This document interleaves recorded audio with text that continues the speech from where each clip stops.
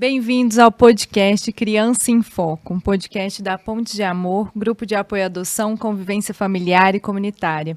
Aqui é um espaço em que a gente conversa sobre o desenvolvimento integral da criança e do adolescente. Hoje eu e Sara Vargas estamos aqui com o Eduardo Pires. O Eduardo, atua como conselheiro da HAESP, que é a Associação dos Grupos de Apoio à Adoção do Estado de São Paulo, e colaborador do MDO e WWO, que são movimentos que visam reduzir a vulnerabilidade da infância. Bacana. Bem-vindo, Eduardo. Obrigado. Prazer te ter aqui conosco, Eduardo. Seja muito bem-vindo. Nosso querido amigo Edu, porque eu não consigo te chamar de Eduardo. Eduardo, só minha mãe, gente, pelo amor de Deus. Então tá bom. Quando ela tá brava, né? Carlos Eduardo. Eu que agradeço, gente. Obrigado pela honra de estar aqui hoje no Criança em Foco, Sara, Nayana e o pessoal que está aí assistindo. Obrigado. Edu, conta um pouquinho pra gente da sua história, da sua família. A gente sabe que o nosso bate-papo de hoje vai ser recheado de depoimentos importantes, legais, porque você tem muita história para contar, né? Bacana. Bom, vamos lá. Eu sou filho por adoção, né? A minha mãe me adotou bebezinho. E o meu pai também é filho por adoção. E aí, quando casei, a gente sabia que teria filhos por adoção de alguma forma, né? Em algum tempo. Era um desejo dos dois. Era um desejo meu primeiro, porque a minha esposa não tinha contato com a adoção. Mas quando eu casei, ela já sabia, né, da minha condição de filho por adoção, e aí a gente entendeu que a gente teria filhos por adoção. Ela falou, tudo bem, mas primeiro eu quero ficar grávida. Tá bom, então vamos ficar grávida primeiro. Aí ela ficou grávida, a gente teve o nosso primeiro filho em 2009, e aí eu falei, agora chegou a hora da gente ter mais filhos, mas agora por adoção, né? E fez o caminho que o pretendente faz, normal. Foi se inscrever no fórum, a gente morava em São Paulo, a gente se inscreveu no fórum, fez todo o processo de habilitação e a gente começou a participar de um grupo de apoio, né? Que é, inclusive, aqui na região onde a gente está, aqui na Vila Mariana. E aí, nesse grupo de apoio, a gente foi conhecendo um pouco mais do mundo da adoção, porque é um mundo à parte. A adoção é um mundo à parte, né? Quando a gente fala de família por adoção, é um monte de coisa que a gente, às vezes, não tem contato e a gente nem sabe que existe. E aí, passamos a coordenar um grupo de apoio, né, o projeto Boas Novas, e fazer parte de alguns grupos de busca ativa, que a gente nem sabia o que era também, né? Vamos conhecendo algumas crianças e entendendo que existem crianças disponíveis hoje, que não têm pretendentes, e recebemos uma foto. Deixa eu só fazer um parênteses, porque eu acho que tem muita gente que está nos ouvindo que não sabe o que é busca ativa, né? E é importante a gente explicar. Existe um perfil ainda preferencial daqueles que adotam, né? E esse perfil ele tem a ver normalmente com crianças que vão até 8, 9 anos, saudáveis. Então, o que acontece é que as crianças que têm grupos, fazem parte de grupos de irmãos, têm alguma doença, algum problema de saúde, ou que têm mais de 9 anos, elas vão ficando, né? Sim. E aí o Sistema Nacional de Adoção, que é um sistema de informática que faz essa junção entre quem está habilitado para adoção e as crianças reais e adolescentes reais que estão disponíveis à adoção, ele começa a não encontrar essas famílias. Só que existe uma ação, um projeto, né, que reúne os grupos de apoio à adoção ligados à ANGAAD, reúne os tribunais de justiça, Ministério Público, onde são vários projetos, na verdade, né?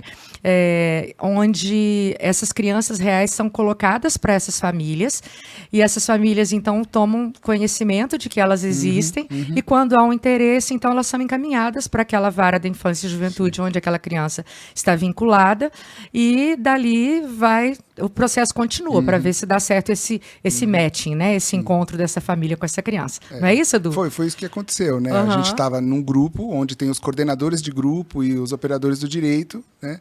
E aí eles publicam algumas fotos, e a gente sempre fala disso, né, de uma visibilidade segura para essas crianças, que a gente também não quer ficar expondo, né, não é um comércio de crianças, né, mas eles mandam para as pessoas que estão habilitadas e que têm interesse de adotar e que possam talvez abrir um pouquinho o seu perfil, né, às vezes a pessoa colocou lá, como a Sara colocou, que o perfil ideal é até 7, 8 anos, né, mas a criança tem 9, acabou de fazer 10, né, e aí às vezes tem essa abertura de ampliar um pouquinho o perfil, a buscativa serve para isso. E hoje, inclusive, dentro do próprio SNA, você consegue fazer a busca dessas crianças disponíveis, né? Os habilitados entram lá e fazem essa busca. E eu recebi uma foto. A gente queria adotar uma menina, porque eu tinha um filho já menino, a gente falou, vamos atrás de uma menina. e acompanhando a idade dele. A gente ficou habilitado em 2015, quando foi em 2016 a gente foi lá, alterou 1 ano, depois em 2017 alterou 1 ano, né? E em 2018 a gente recebeu essa foto. Em abril, finzinho de abril de 2018. Só que na foto eram 5 crianças. 5. Aí eu olhei e falei assim, eu tenho a impressão que eles são meus filhos. Eles estão meio longe, mas eu acho que eles são meus filhos, né? E aí fui levar a foto para minha esposa ver, né? Porque ela não estava no grupo só podia um representante, né? E eu estava no grupo, fui lá e falei assim, olha, eu acho que são os nossos filhos esse daqui. Aí ela olhou, fez aquela cara assim, né, de mãe, falou, nem a pau, você tá louco? Você quer me matar com mais 5 filhos, né? Aí eu falei, vamos pensar, vamos conversar. E a gente começou a conversar, entender quais eram as possibilidades da gente ter uma família um pouco maior do que hoje as pessoas têm, né? Porque hoje as pessoas buscam ter 2 filhos, né? É uma família padrão, é o casal com um filho casal, né? A família que passa na televisão. E a gente seria uma família um pouco diferente. De Quais que eram as idades? 5. A gente tinha gêmeos, meninos de 5, depois uma menina com 7, uma com 8 e uma com 11. E o meu filho estava com 8 também, fazendo 9 ali, né? E aí, os carros colaboram com isso, né? Não tem. Não existe carro para 8 pessoas aqui no Brasil. Não tem. A gente busca, vai atrás. A gente conseguiu uns carros adaptados, né? Que até 2011 você conseguia fazer adaptação. Depois também não consegue. Existem aqueles carros para famílias de outra renda, que não é o meu carro. Não vamos falar as marcas aqui, né? Porque senão eu tenho que patrocinar a gente para a gente falar uma marca aqui. Mesmo. Quem sabe um patrocínio a gente fala a marca no próximo podcast, né? E aí a gente falou, vamos conhecer a história deles, né? E a gente entrou em contato com a Vara de Infância, e aí eles falaram, são do interior de Santa Catarina, né? E aí explicaram pra gente a história, que eles estavam buscando uma família, mas sabiam que era difícil, e iam partir para adoção compartilhada, que é quando 2 famílias ou 3 famílias adotam um grupo de irmãos e eles mantêm o convívio, né? Garantem essa convivência dos irmãos. Aí eu falei, vamos conhecer todo mundo. E a gente saiu, foi para Santa Catarina, foi lá conhecer. E do dia que a gente conheceu, já era. Já era, entendeu que seriam os nossos filhos. Você foi daqueles que acham que você foi corajoso, mas na verdade você não teve coragem de separar os irmãos? É mais ou menos isso. O pessoal fala, nossa, que coragem. Eu falo, não, é só loucura mesmo, não é coragem. Porque se a gente for parar e pensar, né, a gente fazer conta, tudo isso, não dá muito certo. Mas foi isso mesmo. A gente queria uma menina, a gente tinha aberto já a possibilidade de ter um irmão, né, uma irmã, porque a gente também sabia que é difícil, esse padrão de uma menina até 7 anos, né? Então a gente não tinha preferência de raça. Mas aí, conhecendo eles lá, né, e a gente vendo a vinculação que eles tinham, porque eles foram, já era o segundo acolhimento deles, né, e a menina mais velha ocupava mais ou menos esse espaço de mãe, né, de protetora, da guardiã deles ali, mas eles acolheram a gente, assim, imediatamente, né, imediatamente. Eu fiz uma brincadeira, eu levei um narizinho de palhaço, né? E eu falei assim, eu vou jogar o narizinho para eles, né? E eu tinha que brincar com todas as crianças. Eram 14 no abrigo, 5... Eu quase fechei o abrigo, né? Tirei 5 do abrigo. Então, eram 14, né? E 5 eu ia levar para casa. Falei, eu vou jogar o narizinho e eu quero ver se um deles vem até mim com o narizinho, né? Isso vai ser um sinalzinho pro meu coração, né? E aí eu joguei o narizinho e aí um dos meninos veio com o narizinho, brincando com o narizinho, pondo o narizinho assim, de palhaço. Né? E nessa hora, nosso coração já estava quebrado já ali por eles, né? E aí passamos o dia com eles no abrigo. Só que o abrigo ia ser dedetizado. E aí a técnica disse assim, você não quer ficar com eles no hotel, porque já que o abrigo vai dedetizar, vocês passam a noite com eles e amanhã passa o dia com eles antes de vocês irem embora, né? Hein? Pois é. Aí, olha a providência. Aí eu falei, meu Deus do céu, o que a gente vai fazer, né? Vamos. Aí eu falei, eu vou ligar no hotel, porque a cidade deles é tão pequena que não tinha hotel. Eu fiquei numa outra cidade. Sei. Não tinha hotel, não tinha pensão, não tinha nada. Aí eu falei, eu vou ligar no hotel fazer uma reserva. A técnica disse assim, eu já liguei e já fiz. Nossa! Eu falei, isso é uma quadrilha, tá tudo organizado, arquitetado contra nós. Eu falei pra minha esposa. Aí ela falou, não, eles vão dar um desconto, nem vão cobrar o quarto. Eu falei, que bom, então tá bom, então vamos. A gente passou o fim de semana com eles lá, né? Entregamos eles depois para os padrinhos, que ficariam com eles até eles poderem voltar para o abrigo. Tinham famílias da cidade que acolhiam eles quando tinha que passar por alguma manutenção no abrigo, né? E a cidade do interior é uma coisa maluca, né? Eu falo que eu deixei 2 filhos na padaria e as 3 filhas na estrada. Uma pessoa assim, entrega as filhas e esse documento. Tá bom, entrego. entreguei e fui embora, né? E aí, daquele dia em diante, a gente já entendeu que a gente era pai e mãe deles, assim. Né? E quando você fala assim, que loucura, eu fico imaginando que tem muitos desafios, então. Muitos. Fala um pouquinho pra gente. Então, olha, às vezes, né, as pessoas perguntam assim para nós, vocês já tinham um filho, né? E agora está chegando outros 5. Como que vocês lidam, né, com esse entrosamento? Esse era um dos nossos maiores inseguranças em relação ao filho que já estava, para ver como que ele ia lidar. Mas a gente decidiu deixar ele fazer parte de tudo. Então, a gente costuma orar todas as noites. Então, a gente orava pela irmã dele onde ela estivesse. Ora aí pela sua irmã. Pede a Deus por ela. Então, ele ia no McDonald's, pedia um brinquedinho de menina, punha lá na prateleira do quarto, que era dela. Olha, isso aqui eu vou levar para minha irmã. Punha lá, né? E aí, vamos conhecer as crianças. Ele vai junto, foi junto, brincou com as crianças, tudo.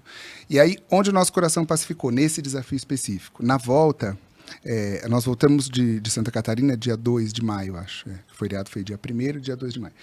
E aí, eu disse para ele assim, você sabe que no dia do seu aniversário, que é dia 10 de maio, você vai ganhar 5 irmãos de presente, que seria o dia que a gente voltaria para tirar eles para o período de adaptação. A gente passaria 7 dias lá, né? No dia do aniversário dele. Então, todos nasceram no mesmo dia para mim, dia 10 de maio, né? Legal. Eu falei, você vai ganhar 5 irmãos de presente. Eu falei, eu sei. Eu falei, então peça um presente que você quer ganhar, né? E na minha cabeça eu dizia assim, eu não sei quando eu vou poder comprar outro presente para ele na vida depois que essas crianças chegarem, né? Peça o que você quiser. Foram 15 horas de viagem, da cidade deles até a minha casa. Depois de 2 horas, ele falou assim, pai, eu sei o que eu quero.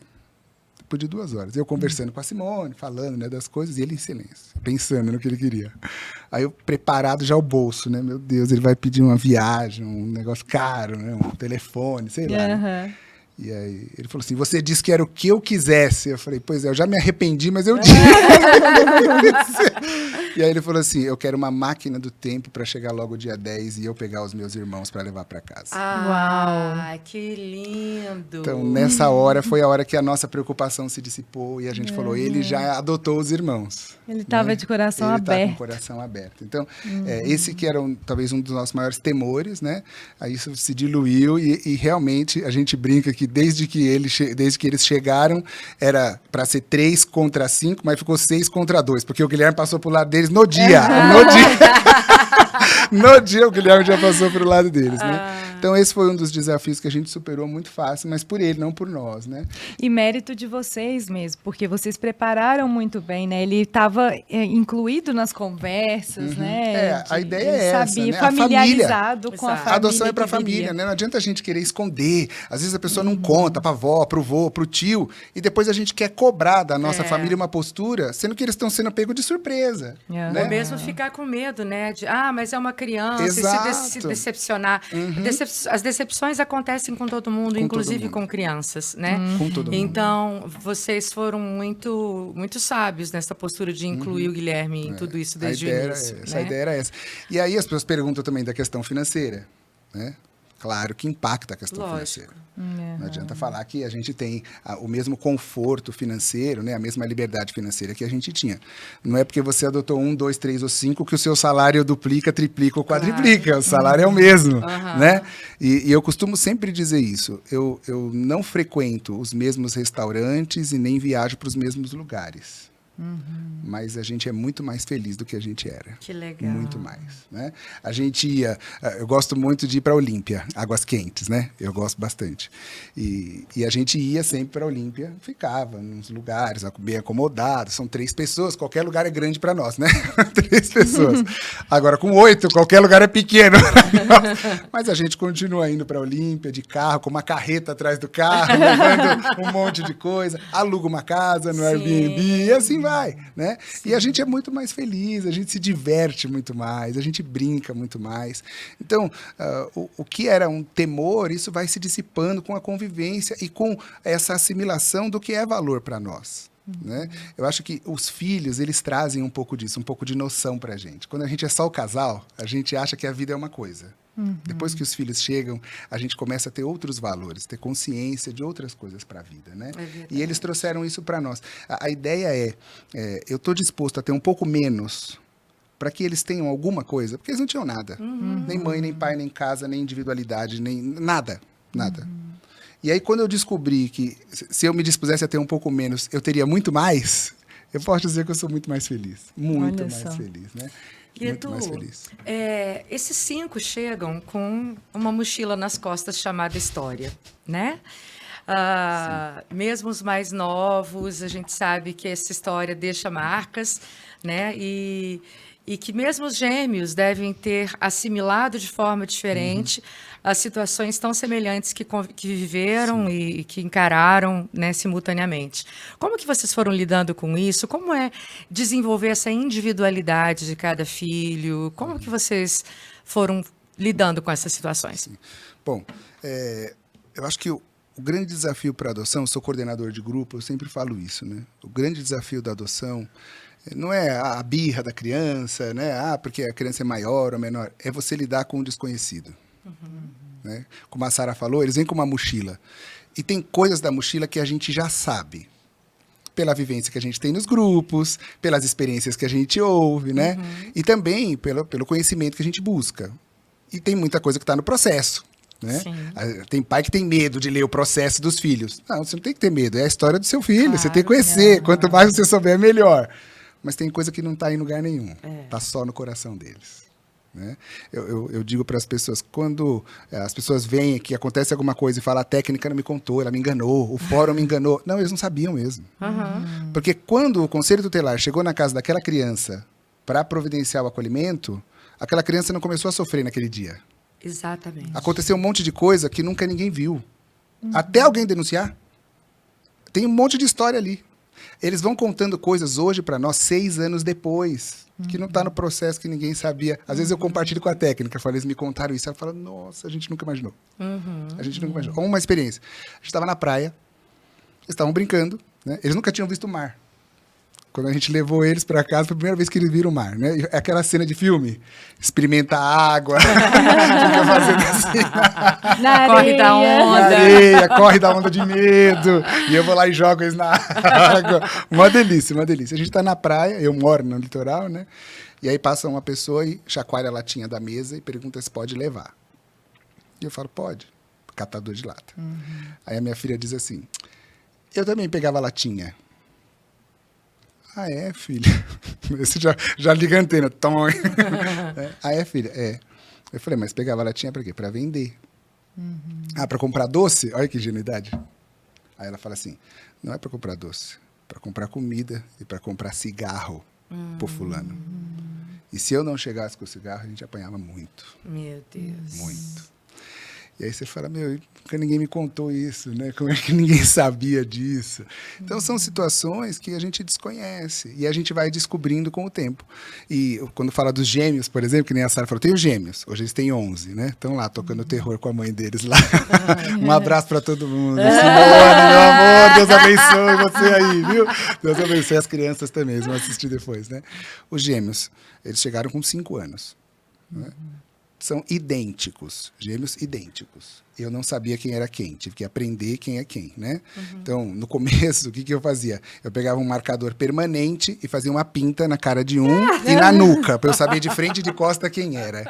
Depois eu cortava o cabelo comprido, nome comprido, cabelo curto, nome Olha curto. Só. Então eu fui aprendendo. Aí agora eu já sei quem é quem, Só que um tem uma personalidade totalmente distinta do outro.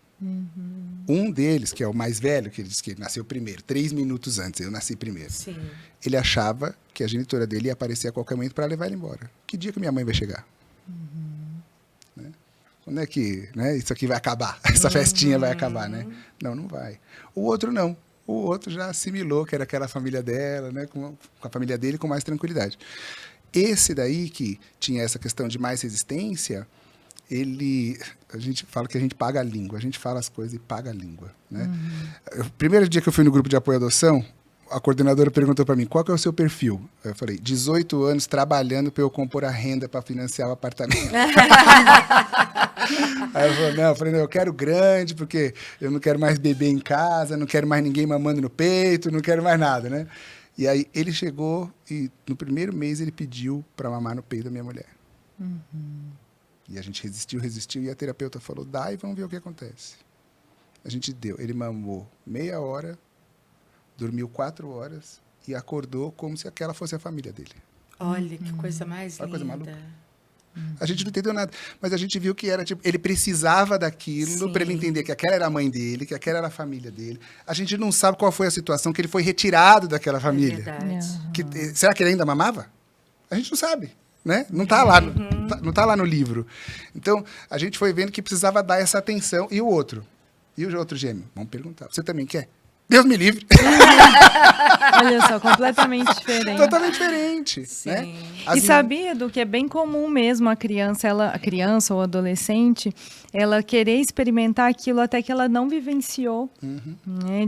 Desse contato. Às vezes os pais me falam assim, nossa, mas ela me abraça muito, ela toda hora quer me pegar. Sim. E é isso, essa necessidade mesmo de pegar, de contorno, de conexão. Esse que não quis mamar, ele fala, eu te amo 522 vezes por dia. Olha. Se ele me vê passando 32 vezes na sala, ele fala 32 vezes, pai, eu te amo. Pai, eu te amo. Às vezes ele só falava assim, ô pai, eu falava o quê? E eu não falava mais nada. Ele só queria saber que o pai estava ali. Ele queria ter essa certeza que o pai está orbitando ali, né? Então, são personalidades totalmente diferentes. E aí, um desafio nosso, que é todos os dias, é como lidar com cada um na sua individualidade. Né? Porque cada um tem a sua linguagem, né? Exatamente. Tanto de amor quanto de correção, né? A minha filha mais nova, sou eu escrito. Bate-boca, sarrista, irônica, né? E aí, é a cura pra mãe dela. Porque ela tem 2 Eduardo dentro de casa. Uma menina e um menino. O Eduardo já incomoda muita gente. Pois é, muita. Aí esses dias ela estava assistindo um vídeo no Instagram e eu estava deitado do lado dela. Ela falou assim, escuta isso aqui. O terapeuta dizia assim, sabe por que você briga com seu filho e que você quer dar uma palmada nele? Porque ele é igualzinho ao seu marido. E o soco que você não pode dar no seu marido, você quer dar nele. Falei, é verdade, é verdade. É verdade. Então, a gente foi fazendo essa leitura que cada um, na sua individualidade, tinha uma demanda também, que a gente precisava suprir e estar presente. A minha filha mais velha era a mãe deles. No Dia das Mães, ela disse isso. Ela falou assim, nossa, os meus irmãos já tiveram 3 mães. A genitora, eu e agora você. E as pessoas acham que isso é bonito, porque, olha, ela se responsabilizava pelos irmãos. E isso é furtar a infância, né, de uma criança. Exatamente. É roubar parte da sua identidade, do seu valor, do seu propósito, porque não é adequado para aquele momento no desenvolvimento dela, né? Ela precisava brincar, e ela não pôde brincar. O que você acha, Edu, que contribuiu para ela entender que ela podia sair desse papel de mãe dos meninos e ir aos poucos assimilando esse papel de filha? De filha, né? Vou dar uma experiência para vocês. Na minha casa, existe uma disputa de sentar do lado do pai e da mãe. Todo dia. Eu quero sentar do lado, eu quero sentar do lado. A Sara já foi na minha casa, a mesa é redonda, e senta os 8, né? Só que eu só tenho 2 lados e a mãe tem 2 lados. E a gente tem 6 filhos. Então, eu sempre sento do lado da minha esposa, no mesmo lugar da mesa. E eles sentam cada dia um do nosso lado. E a mesa vai girando. Segunda, depois terça, depois quarta, depois quinta, depois... Então, a gente sentava na mesa e aí ia dar alguma informação para eles, né? Ou conversar sobre alguma situação. Tem 2 tipos de reunião. Quando é reunião, só eu falo. Quando eles votam, é assembleia. Olha só. Quando eles podem dar opinião, não, eu quero, então já é uma assembleia. Não é para ser uma assembleia, isso hoje é uma reunião. O Edu, ele é pastor batista. Deu para entender agora, né, gente? Sabe como é que funciona? A eclesiologia lá em casa é essa. Só que eu dava uma informação, eles não olhavam para mim, eles olhavam para ela. Olha. E se ela não baixasse o cetro, tipo, desse o consentimento, ninguém fazia nada. Olha tipo, só. Ele tá falando, mas tudo bem a gente fazer isso aí? Aí eu comecei a tratar com ela separado e com eles separado. Então, é assim que aqui vai acontecer, é desse jeito. Depois falava com ela, é desse jeito, já falei com seus irmãos, é assim. Ela morria de medo de ficar longe deles. Ela nunca ia dormir na casa da avó, eles nunca podiam sair com os amigos, porque ela ficava desesperada. Aí o que a gente fazia? Ia fazendo esse desmame, né? Olha, vamos lá, viu que eles estão bem, viu que eles estão brincando? Agora vamos a gente ali tomar um sorvete. Né? Só você, como filha? O que você quer? O que você gostaria que a gente fizesse? E foi dando a ela essa condição dela perceber que ela não precisava mais dessa tutela deles. Elas podiam confiar na gente, que a gente não ia repetir aquela história. Porque isso é outra coisa que não está no relatório, né? Às vezes,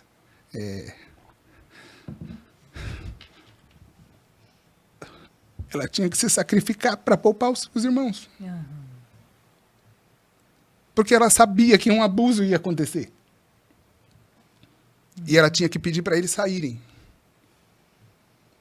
Meu Deus. Então, ela não tinha que ser a mãe, mas ela foi. Não era errado ela pensar isso. Sim. Dela mesma. Né? Era errado o que fizeram, convenceram, ela disse. Isso foi errado. Sim. Isso foi errado. Um dia ela disse para mim assim, pai, você fala de Deus que ele pode todas as coisas, né? Por que ele não foi lá? Por que ele não impediu? Por que ele não fez você chegar antes? E eu disse, eu não sei. Eu queria muito saber, mas eu não sei. O que eu posso te dizer é, me perdoa porque eu não cheguei antes. Mas a verdade é que Deus estava lá. Exato. Porque se Deus não estivesse lá, talvez ela não estivesse viva. Eu tento mostrar, às vezes, isso para ela. Mas não é fácil. Não é fácil, não é fácil. Então, é gradativo. Não adianta a gente achar que essa pessoa que foi mãe 3, 4, 5 anos dessas crianças vai chegar na sua casa hoje e vai falar, não quero mais ser mãe. Hoje ela está folgada. Hoje, se você falar assim, você fica com seus irmãos um pouco? Vou ficar. e aí, quando a gente viu também que eles ganharam essa liberdade. Quando um dia ela está lá querendo dar uma ordem e um deles fala assim, você não é minha mãe. E ela olha e fala assim, eu não sou mesmo, mas eu tô aqui, você vai ter que fazer o que eu tô mandando. Então, vai criando essa consciência, né? Mas isso não é instantâneo, isso é um processo. É incrível como que o tempo voa quando a gente está num papo bom. Não vai falar que acabou. Eu tenho mais uma pergunta para te fazer. Senão eu já vou pedir episódio 2. Bora? Pode ser. Como é que é aquela figurinha? É só chamar para ir para Bora que eu boro, né? Eu boro. Edu, tem alguma... onde vocês se abastecem? Onde vocês buscam apoio? Onde vocês encontram suporte? O que tem ajudado vocês nessa caminhada? Porque, como pais, nós sabemos que é extremamente desafiador. Eu não tenho dúvidas nenhuma de que o Edu e a Simone de hoje são muito diferentes do Edu e da Simone de alguns anos atrás, né? Mas como vocês encontram, onde vocês encontram suporte? O que tem sido fundamental de compreender, de entender na relação com esses filhos para que seja bem-sucedida? Gente, olha, eu falo que a gente que é família por adoção, a gente tem muito desafio, mas a gente também é privilegiado. Né? A gente tem condições de se preparar, a gente tem condições de estudar. Né? Hoje existem milhares de conteúdos, como esse daqui, que é um conteúdo confiável, graças a Deus, que está produzindo um conteúdo confiável, né? E tem outros conteúdos nessa mesma plataforma. Mas hoje a gente dá esse conselho para o grupo de apoio. Né? Fala, olha, não importa que momento que você está, permaneça no grupo de apoio. É importante a presença do grupo de apoio, porque nós não somos um grupo de apoio, Pontos de Amor não é um grupo de apoio a pretendentes. É um grupo de apoio à adoção. Você precisa estar entre os seus pares, você precisa dar a essas crianças essa liberdade, você precisa aprender. Né? A adoção tem a sua peculiaridade de cada ser humano, mas tem muita coisa que é comum. Eu sei que os filhos da Sara apresentaram coisas que os meus também apresentaram. Eu sei que os filhos de você que está nos acompanhando aí se identificou com algumas coisas. Né? Então essa troca é muito importante. Terapia, tem que fazer. As crianças precisam fazer. Né? E existem outros conteúdos, a gente teve presente agora, né? Conhecendo um pouco mais sobre o TBRI, por exemplo. Né? Os princípios do TBRI, gente, parece que você tem que ter aquelas placas dentro de casa. Da conexão, né? De como produzir essa consciência na criança quando fala do empoderamento, né? De trazer essa consciência de que ele também pode, que ele também tem direitos, que ele também tem essa liberdade para ele ser quem ele quer ser, né? Não precisa mais ficar escravo daqueles sentimentos, ele pode se libertar daquelas sensações ruins. Né? Então, tudo isso vai ajudando a gente, vai colaborando para que a gente possa ter uma família um pouco mais saudável, porque família perfeita não existe. Né? Não existe. Mas família saudável existe. E eu estou buscando ser uma família saudável. Eu, primeiro, na minha cabeça, a Simone e as crianças. Que ótimo.